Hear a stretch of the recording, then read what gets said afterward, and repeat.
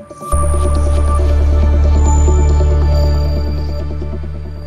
అండి, welcome back to my channel Bhargavi Baljapalli cookings and blog. మీరు బేకరీకి వెళ్తే ఫస్ట్ ఏ ఐటెం తీసుకుంటారో కామెంట్ చేయండి. నేనైతే ఖచ్చితంగా బేకరీకి వెళ్ళానంటే ఎగ్ పఫ్ తినకుండా అయితే రాను. నాకు అంత ఇష్టం. ఆ ఎగ్ పఫ్ని మనం బేకరీకి వెళ్ళకుండా ఇంట్లోనే చాలా టేస్టీగా ఈజీ మెథడ్లో ఎలా చేసుకోవాలనేది నేను ఈ వీడియోలో చెప్పబోతున్నాను. వీడియోని ఎక్కడ స్కిప్ చేయకుండా ఎండ్ వరకు చూసారంటే మీకు అర్థమవుతుంది. అలాగే ఈ ఎగ్ పఫ్ రెసిపీ అనేది చాలా కాంప్లికేటెడ్ అనుకుంటారు చాలామంది, కానీ అలా ఏమీ కాకుండా చాలా ఈజీగా మరి ఎలా చేసుకోవాలో వీడియోకి వెళ్ళి చూసేయండి. ముందుగా ఎగ్ పఫ్ చేసుకోవడం కోసం ఒక మిక్సింగ్ బౌల్ తీసుకొని అందులోకి ఒక కప్పు మెజర్మెంట్ తోటి ఒక 2 కప్స్ అయితే నేను ఇక్కడ మైదా యాడ్ చేస్తున్నాను. మీరు ఈ ప్లేస్లో గోధుమ పిండి అయినా యాడ్ చేసుకోవచ్చు, కానీ నేను బేకరీ స్టైల్లో చేస్తున్నాను కాబట్టి మైదా యాడ్ చేశాను. ఇప్పుడు ఇందులోకి టేస్ట్కి సరిపడా సాల్ట్, అలాగే మీ దగ్గర బటర్ ఉంటే బటరు, లేదంటే వెన్న, నెయ్యి ఏదున్నా వేసుకోవచ్చు. అవి కూడా ఏమీ లేని వాళ్ళు ఆయిల్తో అయినా ఈ విధంగా పిండిలో వేసుకొని మొత్తం కలిసేలాగా కలుపుకోవాలన్నమాట. ఇక్కడ నేను వీడియోలో చూపిస్తున్నట్టు ముద్ద కడితే మనకి ముద్దలా అవ్వాలి. ఇప్పుడు ఇందులోకి మనం కొంచెం కొంచెంగా వాటర్ యాడ్ చేసుకుంటూ సాఫ్ట్ పిండి ముద్దలా కలుపుకోవాలన్నమాట. మనం చపాతీకి ఎలా అయితే కలుపుకుంటామో అలా సాఫ్ట్గా ఉండాలి. ఇక్కడ నేను వీడియోలో చూపిస్తున్నట్టు ఇలా సాఫ్ట్గా కలుపుకున్న పిండి ముద్దని ఒక 10 నిమిషాలు పక్కన పెట్టుకుంటే సరిపోతుంది. ఇప్పుడు మనం స్టఫింగ్ కోసం స్టవ్ పైన ప్యాన్ పెట్టుకొని అందులోకి 1 టేబుల్ స్పూన్ వరకు ఆయిల్ అయితే వేసుకోవాలి. ఆయిల్ కొంచెం హీట్ అయిన తర్వాత ఇప్పుడు అందులోకి ఆవాలు, జీలకర్ర వేసుకొని కొంచెం చిటపట్లాడిన తర్వాత ఉల్లిపాయలను నేను వీడియోలో చూపిస్తున్న విధంగా చిన్న ముక్కలుగా కట్ చేసుకొని వేసుకోండి. ఇప్పుడు అవి తొందరగా మగ్గడం కోసం కొంచెం సాల్ట్ కనుక వేసుకున్నామంటే మనకి ఉల్లిపాయలు అనేవి తొందరగా మగ్గిపోతాయి. ఇది హై ఫ్లేమ్లో పెట్టుకోకుండా లో ఫ్లేమ్లోనే చేసుకోండి. ఇప్పుడు ఇందులోకి 2 పచ్చిమిర్చిని ముక్కలుగా చేసుకొని వేసుకోవాలి. అలాగే ఒక గుప్పెడు కరివేపాకు ఆకులను కూడా వేసుకొని మొత్తం నీట్గా కలిపేసుకొని దీనికి మూత పెట్టుకొని మగ్గించుకున్నామంటే మనకి ఉల్లిపాయలు ఫ్రై అయినట్టు కాకుండా సాఫ్ట్గా అవుతాయి అన్నమాట. అప్పుడే టేస్ట్ బాగుంటుంది. ఇప్పుడు మూత తీసుకొని టేస్ట్కి సరిపడా సాల్ట్, అలాగే కొంచెం చిటికెడంతా 1/2 టీ స్పూను పసుపు, అలాగే 1 టీ స్పూన్ అంతా కారం అయితే వేస్తున్నాను నేను. మీ కారానికి తగినట్టు వేసుకోండి. ఇప్పుడు ఇందులోకి ఒక 1/2 టీ స్పూన్ వరకు ధనియాల పొడి కూడా వేసుకొని వీటన్నిటిని నీట్గా కలిసేటట్టు కలుపుకోవాలి.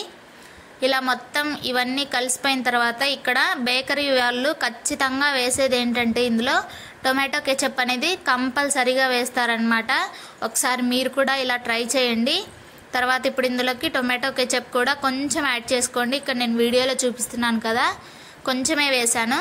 ఇలా వేసుకున్న తర్వాత మళ్ళీ మొత్తాన్ని ఈ విధంగా కలుపుకొని ఒక 2 మినిట్స్ టాస్ చేసుకున్న తర్వాత కొంచెం వాటర్ యాడ్ చేసుకున్నారంటే కర్రీ అనేది మనకి కొంచెం ముద్దలాగా అవుతుంది. ఇప్పుడు దీనికి మళ్ళీ ఒకసారి మూత పెట్టుకొని ఆయిల్ అంతా పైకి తేలేంత వరకు ఉడికించుకోవాలన్నమాట. ఇప్పుడు మూత తీసి చూపిస్తున్నాను చూడండి.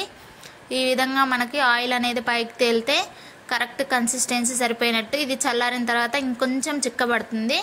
ఇప్పుడు స్టవ్ ఆఫ్ చేసుకొని పక్కన పెట్టుకోవడమే. ఇప్పుడు మనం ముందుగా కలిపి పెట్టుకున్న మైదా ఉంది కదా, దాన్ని ఈ విధంగా తీసుకొని ఒకసారి మళ్ళీ చేతితోటి ఒక 5 మినిట్స్ నేను వీడియోలో చూపిస్తున్న విధంగా బాగా ఎంత బాగా నీట్ చేసుకున్నామంటే అంత బాగా పొరలు అనేవి మనకి బాగా వస్తాయి.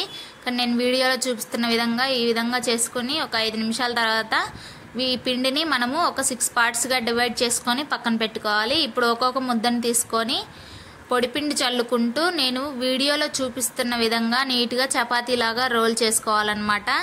ఇక్కడ మీరు గుర్తుపెట్టుకోవాల్సిన విషయం ఏంటంటే చపాతీలాగా ఉండకూడదు, అలా అని పూరీలాగా మందంగా చేసుకోకుండా మీకు ఎంత వీలైతే అంత పల్చగా ఒత్తుకోవాలన్నమాట ఈ చపాతీని.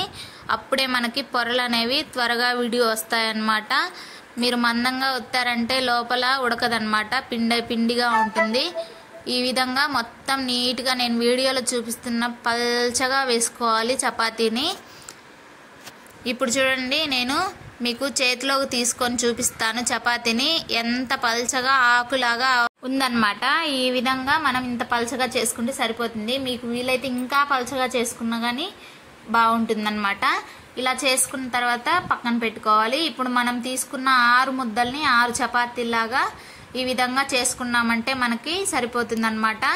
ఇలా 6 ముద్దల్ని 6 చపాతీలాగా చేసుకున్న తర్వాత ఇప్పుడు ఒక్కొక్క చపాతీని ఈ విధంగా తీసుకోవాలి. ఇప్పుడు నేను ఒక చపాతీని తీసుకొని దానిపైన మీ దగ్గర ఉంటే బటర్ కానీ లేదంటే నెయ్యి కానీ అప్లై చేసుకోవాలి. ఇలా వీడియోలో చూపిస్తున్న విధంగా నీట్గా చపాతీ మొత్తం అయ్యేలాగా ఈ విధంగా నీట్గా చేత్తో అప్లై చేసుకోవాలి. మీ దగ్గర ఆయిల్ బ్రష్ ఉంటే దాంతోనైనా అప్లై చేసుకోవచ్చు. చేత్తో అయితే ఇంకా బాగా అవుతుంది. ఇప్పుడు దీనిపైన కొంచెం పొడిపిండి అయినా చల్లుకోండి. ఈ ప్రాసెస్ని మనం ఆయిల్ అలాగే మైదా రెండుని మిక్స్ చేసుకొని అయినా పూసుకోవచ్చు అనమాట, అది మన ఇష్టం. దీనిపైన ఇంకో చపాతీని పెట్టుకొని సేమ్ అలాగే మళ్ళీ బటర్ అప్లై చేసుకొని తర్వాత మళ్ళీ పైన పొడిపిండి చల్లుకుంటూ ఒక్కొక్క చపాతీ వేసుకుంటూ మనం 6 చపాతీలని ఈ విధంగా మొత్తం వేసుకోవాలి. ఇక్కడ నేను వీడియోలో చూపిస్తున్నాను చూడండి. ఇక్కడ 6 చపాతీలు అయితే నేను వేసేసాను. వేసిన తర్వాత ఇలా చేతిలోకి తీసుకొని కొంచెం మళ్ళీ పొడిపిండి చల్లుకొని ఇప్పుడు మళ్ళీ దాన్ని కొంచెం లైట్గా మరీ ఎక్కువగా ప్రెస్ చేయకుండా ఈ విధంగా కొంచెం పెద్దగా చేసుకోవాలన్నమాట. అప్పుడే మనకి సాఫ్ట్గా వస్తాయి. ఇప్పుడు వీటిని 4 ఎడ్జెస్ని ఈ విధంగా కట్ చేసుకోవాలి. నేను వీడియోలో చూపిస్తున్నాను కదా, ఈ విధంగా 4 ఎడ్జెస్ని స్క్వేర్ షేప్లో కట్ చేసుకోవాలన్నమాట. మనము ఇలా కట్ చేసుకున్న దాన్ని ఇప్పుడు మనం ఎగ్ పఫ్స్కి షీట్స్ని ప్రిపేర్ చేసుకుందాం. ఇప్పుడు హాఫ్కి కట్ చేసుకోవాలి. మధ్యలోకి హాఫ్కి కట్ చేసుకున్న తర్వాత వీటిని 6 పీసెస్గా డివైడ్ చేసుకోవాలన్నమాట. ఇక్కడ నేను వీడియోలో చూపిస్తున్నాను చూడండి. ఈ విధంగా 6 పీసెస్గా డివైడ్ చేసుకొని ఇప్పుడు ఒక్కొక్క పీస్ని తీసుకొని కొంచెం లైట్గా పైన పొడిపిండి చల్లుకొని మనం చపాతీ కర్రతోటి దీన్ని లైట్గా ఊరికే అలా ఒత్తుకోవాలన్నమాట, మరీ ఎక్కువగా ప్రెస్ చేయకుండా. ఇప్పుడు ఒత్తుకున్న దాని మీద కొంచెం మనం ఇందాక ప్రిపేర్ చేసుకున్న కర్రీ అలాగే ముందుగా ఉడికించి హాఫ్కి కట్ చేసుకున్న ఎగ్ ఈ విధంగా పెట్టుకోవాలి.